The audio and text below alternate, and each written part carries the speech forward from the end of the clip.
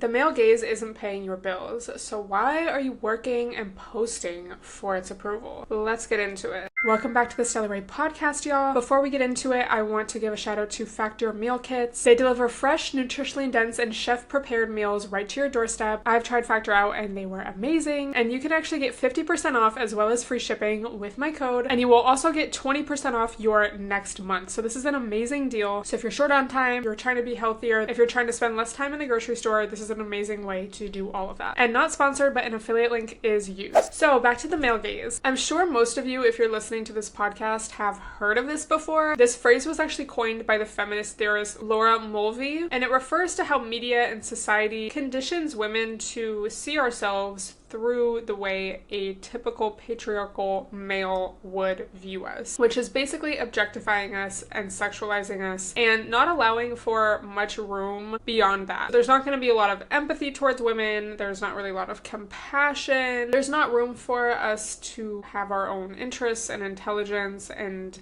value other than being literally a trophy or for what we can do, like biologically reproduce. And this can affect us in many different ways. Societal beauty standards are very male gaze focused. And while one could argue that some of this is just biological, I think in a lot of ways, because there's not literally at all a balance of seeing a woman as a person versus just sexualizing her and objectifying her, it's very harmful. So people try to say like it's just biological or like men are just visual creatures, but a lot of that is nurturing, nature versus nurture. It's not inherent, it's taught. I'm sure a lot of you know and have probably experienced yourself. There's so much pressure to look desirable, to fit into societal beauty standards and body type standards. And it's crazy that women's bodies and different body types can be trends. Like, we do not see that for men. This is all kind of basic knowledge. And again, I'm sure if you're listening to this podcast, you have like somewhat of an understanding and past knowledge of that. I specifically wanted to talk about how this transfers into social media influencers, and the content that we either create or consume, or maybe both. Because social media is mainstream media in this day and age. When it was first starting out, it was kind of like it was not what it is today. Let me know if you relate, but like growing up, there were definitely, beauty gurus that we would watch, but a lot of the times when you would go to school, like other people wouldn't necessarily watch them. Like, I was not chatting with my friends at school about like Juicy Star 07. The media we consume and would talk about would be like teen magazines, Teen Vogue, 17, and even like tabloids, things you would see in like the checkout stand. That was very in your face. Like, remember the tabloids of celebrities, and you'd like be with your parents at the checkout and you'd be like, oh my god, this celebrity has meltdown over being fat. And they would literally say like fat and like sometimes just really mean, hurtful words on the front cover of these magazines. And we're like kids looking at that. So it's kind of crazy that now online, like, not that cyberbullying didn't exist back then, but now since social media is like our primary place for consuming content and media and keeping up with people, being fans of people, and we see that same behavior like in the comment section and even like from one creator to another. And it's crazy how so much has changed, but the inherent kind of like bullying and body standards and all of it being very like male gaze centered, it's still there in a lot of instances. And this really does create a psychological toll. From being a young girl in the checkout stand looking at these tabloids saying these crazy things about women's bodies, to now as an adult seeing things about literally everyone. It could be a celebrity, it could be an influencer, it could be just a random person posting on TikTok, seeing the same things being said. It can really feel inescapable a lot of the times. And I think it's really important that we are aware of this, because seeking validation through likes and comparing ourselves to other women and other people online, it's really going to take a toll on your mental health, your self-image, your body image, and it can create so much anxiety around self-worth. So there's that aspect of it where it's like, okay, society like trolls, bullying, that. But then I think it's really interesting to also look at content creators and like celebrities primarily post for the male gaze. And I actually made a TikTok about this, which sparked my idea for just making a podcast episode about it. But let me know if you relate. I will unfollow a girly. Sometimes I will follow a girl because I like her recipes, or I really like her fashion, I like her makeup tutorials, something.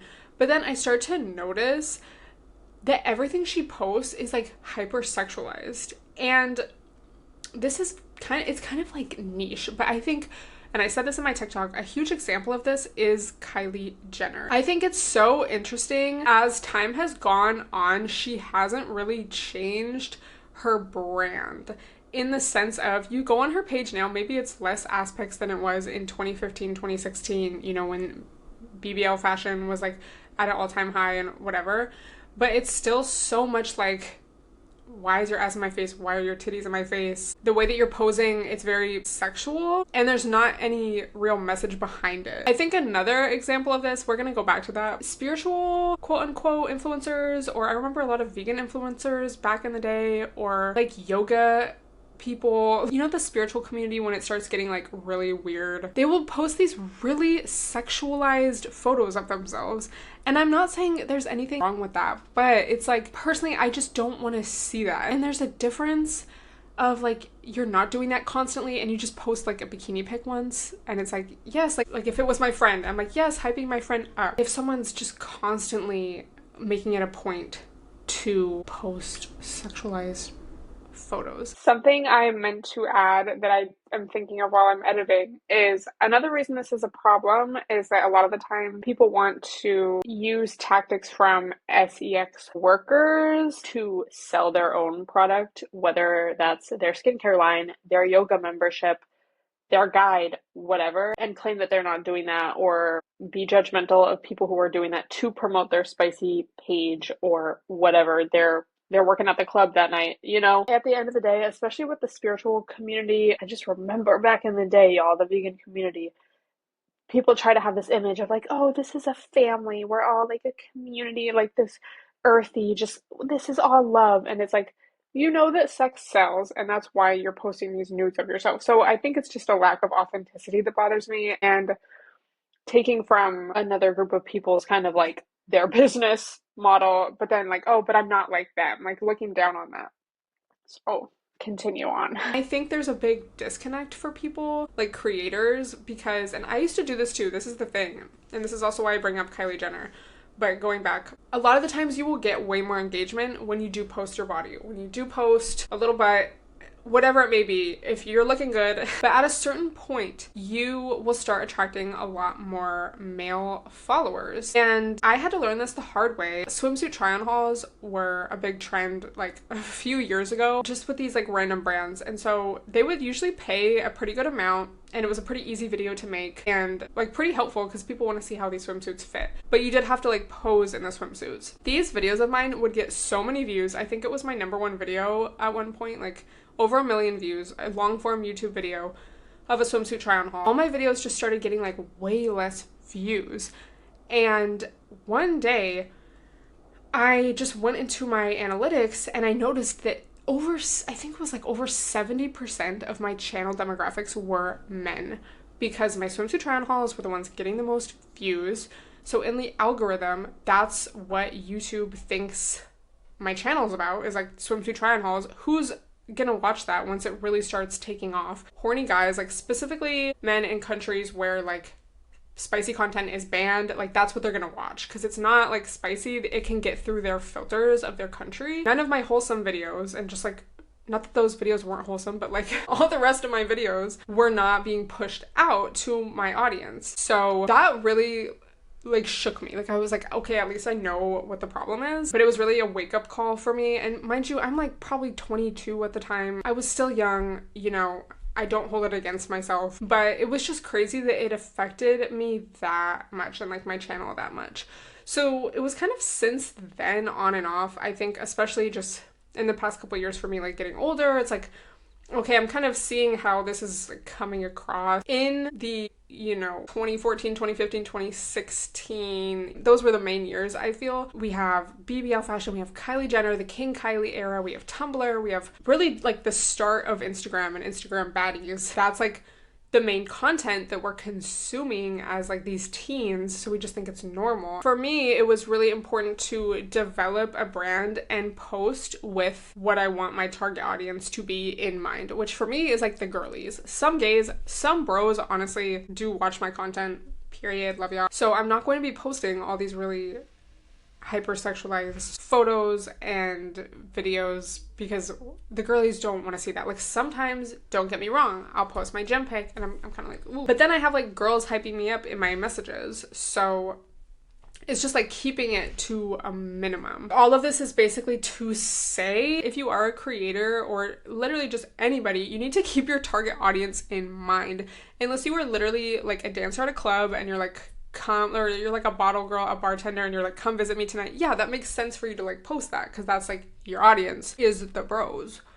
Or you're promoting your spicy page or whatever. It's like, yeah, that makes sense. But if you're like, this page is for the girls and it's like my fashion page or like my cooking page, here's my titties up close. It's like, it's just, maybe it works for them and it's fine, but I just feel like, no, you're attracting the wrong audience. And I don't mean that in like a slut shaming way or like a judgmental way, but it's like, literally, babe, just look at the analytics. And then also going back to Kylie Jenner, I think it's really interesting. She is just not interesting to me now because, again, back in the day, like, she was definitely the it girl. Like, that was just the aesthetic. Like, we were all like, oh my god, what is she gonna post on her Snapchat? Like, so it's really interesting to see people say that she is just boring now, and it's like, okay. And then she will kind of try to do these like throwbacks. To have gone this long, like, she's almost 30, and it's like, what, like, there's nothing really else there. Like, you just post your pics. Like, I don't know, it is really like not interesting because it's like, okay, we've seen your body like a million times. Like, it gets old. It's like, okay, the shock value's gone. And I feel like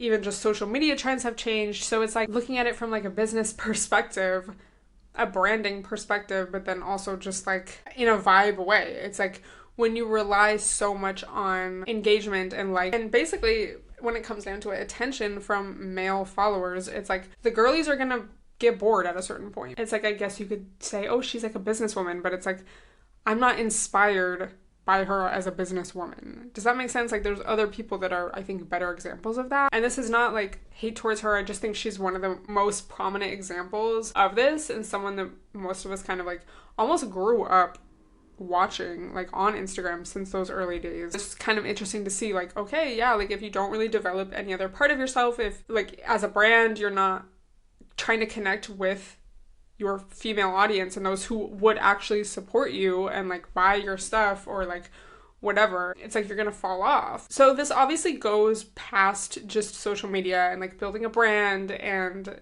you know, consuming content online.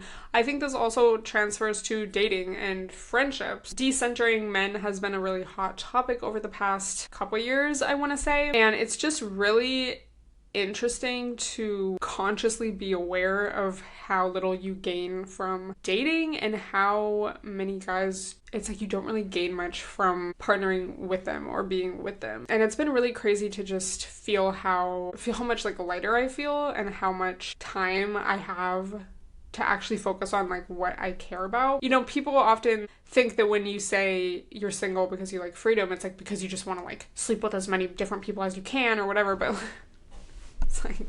it's like, no, you can have the freedom to literally do what you want. Like, I can go to the gym at this time. I can spend this much time reading uninterrupted. You can start taking classes. You can like hang out with your friends. You can volunteer. Like, there's so many things you can do. And genuinely, since I've like especially consciously been doing this, and then also like reflecting on my own past experiences, but then also noticing other women's, you know, horrific story times of their relationships and like exes and getting married and getting divorced and like being stuck in these bad relationships and just wasting so many years of their lives, having that all like in the forefront of my mind. And then you still hear all these girls like, I just want to like settle down, I just want a husband, I want a boyfriend so bad. And it's like, they just don't realize yet, like capital R, like realize. And I was thinking about this earlier today, you know, when people get so annoyed when people are like, oh, it will come when you least expect it, like your true love or like your next relationship will come when you least expect it, like when you're not looking for it. And people get so mad at that.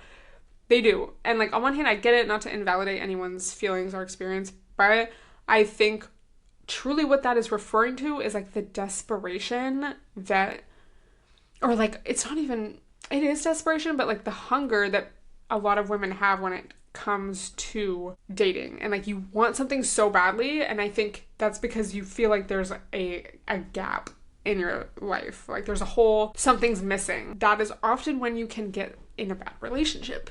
because narcissists, predators, someone who's not going to value you, they are going to see that you are going to be more easily manipulated because you are operating from a sense of lack and you're not fully contained in yourself, you know? And so it makes sense, therefore, not that you should like strive to be self-contained and confident and all those things in order to be in a relationship. But when you are grounded and centered and happy with your life, you're more likely to attract someone who is on that vibration, because being confident and having a good bullshit detector and not falling for the okie doke, the narcissists, the manipulators, the scammers, they're going to avoid you because they're like, oh, we can't get to that one.